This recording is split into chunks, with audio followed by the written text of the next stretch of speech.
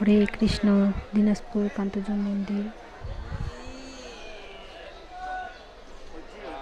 যারা যারা এখনো যাননি তারা তো অবশ্যই ঘুরে আসবেন।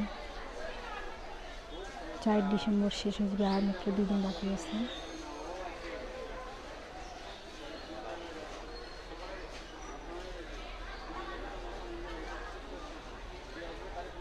হরে কৃষ্ণ।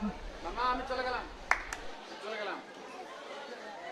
যাবে যাবে, এই আসবে তুমি আমার দিকে তাকাও। আসবে ওদিকে যাবে, আর দেখো আর ওদিকে যাবে, ওইদিকে যে বাতিটা ঘুরে